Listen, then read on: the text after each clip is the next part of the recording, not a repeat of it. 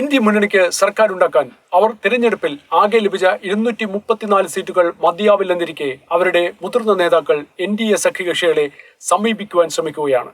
ഒരുപക്ഷെ പ്രധാനമന്ത്രി പദം ഒഴിച്ച് നിതീഷിനും ചന്ദ്രബാബു നായിഡുവിനും ഏത് സ്ഥാനവും നൽകാൻ അവർ ഒരുക്കമായിരിക്കും.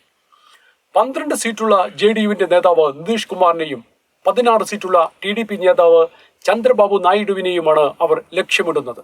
പ്രധാനമന്ത്രിയുടെ വസതിയിൽ ചേർന്ന NDA യോഗത്തിൽ പക്ഷേ ഇരുവരും സജീവമായി പങ്കെടുക്കുകയുണ്ടായി. NDAയോടൊപ്പം ഉറച്ചു നിൽക്കുന്നു എന്ന പ്രഖ്യാപനവും അവർ അവിടെ വെച്ച് നടത്തി.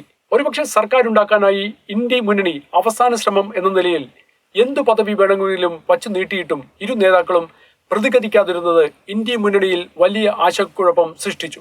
NDA മുന്നണി ഭരണവുമായി മുന്നോട്ടു പോയാൽ പ്രതിപക്ഷ മുന്നണിയിലെ പലരും കാലക്രമത്തിൽ ചോർന്നു പോയേക്കാമെന്ന ഭീതിയും അവരെ അലട്ടുന്നുണ്ടാവാം. മറുവശത്ത് അമിത്ഷാ എന്ന രാഷ്ട്രീയ ചാണക്യന്റെ നീക്കങ്ങൾ ഊഹിക്കുവാൻ പോലും കഴിയില്ലാത്തവരാണ് ഇന്ത്യ മുന്നണി നേതാക്കൾ.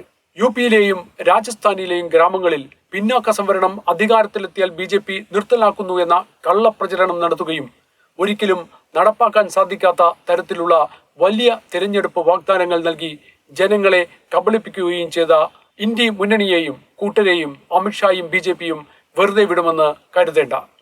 ഇന്ത്യ സഖ്യത്തിൽ ആദ്യമുണ്ടായിരുന്ന ആർജവം ഭരണം കിട്ടിയിരുന്നെങ്കിൽ ഒരുപക്ഷെ നിലനിർത്തുവാൻ സാധിക്കുമായിരുന്നു. ദില്ലിയിൽ അമ്പെ പരാജയപ്പെട്ട അരവിന്ദ് കെജ്രിവാൾ മുതൽ ഇനി എന്തിന് ഈ മുന്നണിയിൽ തൂങ്ങി നിൽക്കണം എന്ന ചിന്തയിലായിരിക്കും.